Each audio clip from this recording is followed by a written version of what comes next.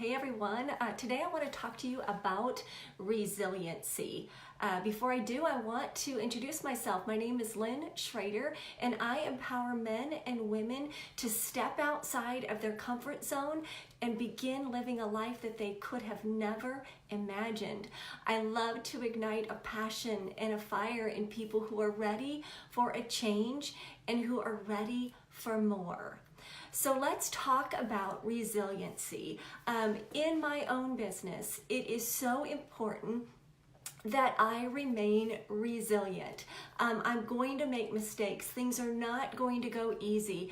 My industry is not, it is not a real easy one. So that people make mistakes, we pick ourselves back up, we get rejected, and we go on. It's so important to learn how to be resilient. And I believe that the most important thing that we could do for the generation that's coming behind us and our own children is to teach them resiliency. Before I go any further, I'd love to know, are you watching this live or are you watching it on replay? And where are you watching it from? Share that in the comment section below. So let me give you a little backstory on where this video is coming from. So I was listening on the radio the other day, and there was a man that was telling a story about his toddler twins who they took out of the baby beds and had gotten them all set up in these toddler beds. And my ears perked up because if you don't know this, my firstborn were twins, twin boys. And I experienced some of the same things that he was saying. And he was talking about the first night out of the cribs, how he and his wife had to listen to what was going on in the room. And every once in a while go in the room to look at these little guys. But they were in the toy box, on top of the train table, on top of their beds, had all their clothes off. It was just on and on, these antics that these kids were doing. But then he segued into how the toddler bed, this situation was harder than the baby bed situation, teaching them to cry through the night and really to soothe themselves back to sleep. And I know that's a hot topic for many people out there. Do you let them cry? Do you go in and comfort? Do you let them sleep with you? And so on. But that's not what this video is about. But he made a wonderful point in the fact that when do you let your kids figure out, soothe themselves, and not rescue them? And that's what sparked this desire to do this video. Resiliency is so important, and if we rescue our kids, we are doing them a disservice. The worst thing that we can do is rescue them. It prevents them from learning how to act on their own. If I was never shown how to act on my own in this business that I'm in, when it's time for me to be resilient, I'd want to give up, to raise the white flag and surrender and give up out of difficulty. When we teach kids that hard work is necessary, and by the way, it will be hard because that's where it gets its name, hard work, then we usually have well-adjusted kids. So I came up with 6 things that I think are very important for us to teach resiliency to the next generation, to our kids. The first thing that we have to get them to grasp is that being told the word no is not the end of the world, or failing is not the end of the world. Failing can be one of the best opportunities to teach our kids a lesson. And that lesson is that failure is not the end of the world. And when you fail, you can handle it. So it's very important to teach our kids that the word no and failing is okay. If you don't make that ball team, if you don't make the soccer team, if you don't make the cheerleading squad, if you don't make the debate team, if you don't do well in the robotics club, it's okay, because failure when you handle failure, it shows yourself that you can do it. You can handle it. You can live. You don't die over the word no or failure. However, if we rescue them and try to get them on that team, or we only let them try out for teams that accept everybody, we're doing them a disservice. This world on this end of eternity is going to be filled with no's and failures at really every turn. The second thing that's so important is that you cannot allow victim mentality. No victim mentality allowed. No blaming. Take responsibility for what you did or didn't do, what you said or didn't say, how you acted or you didn't act. Take responsibility. There is no victim mentality allowed. So when your kid or somebody younger than you wants to blame the teacher, it's the teacher's fault. No, it's not the teacher's fault. You are in charge of yourself.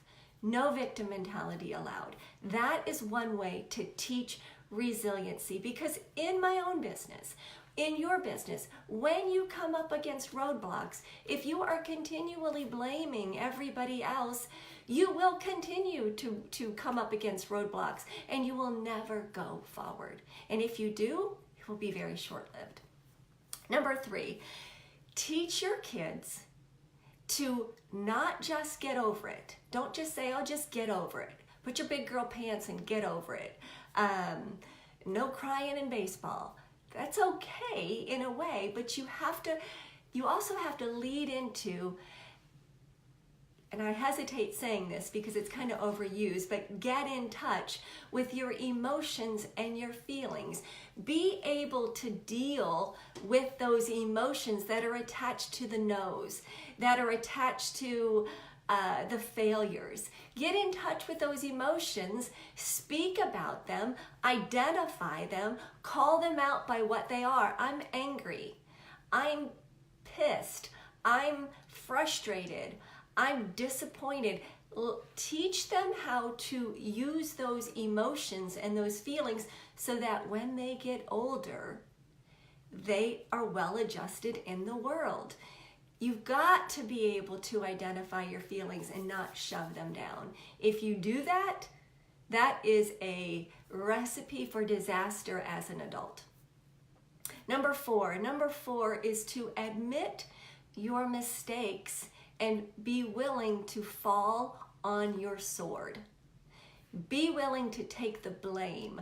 Be willing to admit your mistakes. That's all a part of responsibility. We all mess up. When you teach the younger generation, the younger kids that, you show them that, listen, I mess up. I'm perfectly imperfect like everybody else in the world. When I'm honest about my mistakes, that's how I can fix them. When I fall on my sword and say, listen, I was wrong. I'm going to take one for the team because it was all about me. That's all about responsibility. Number 5, the fifth thing you can do about to teach resiliency is to please associate their worth not with an outcome, but with an effort. Associate their worth not with their outcome. They won the ball game. They hit the winning home run. They made the squad. Don't associate their worth with the outcome, but associate it with the effort. When you associate it with the outcome, kids are going to be more apt to want to cheat on tests because you call them out because they got there on the A, they made the dean's list, or they're a straight A student. Associate worth with effort. It's not about what they did, what the outcome, but what they did in the process, the effort they put into it. They practiced every night. They went to practices. They they studied, they did all these things. That's what makes them worthy, not the outcome. It's the effort.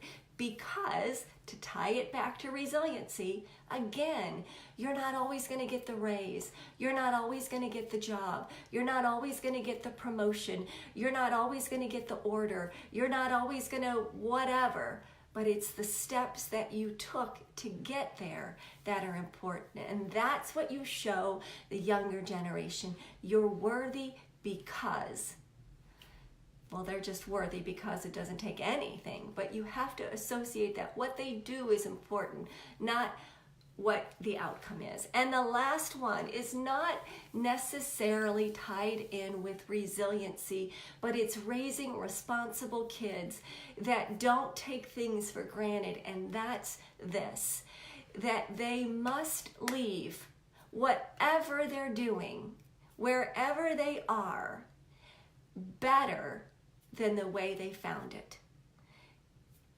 This earth is not our right. This United States is not our worth.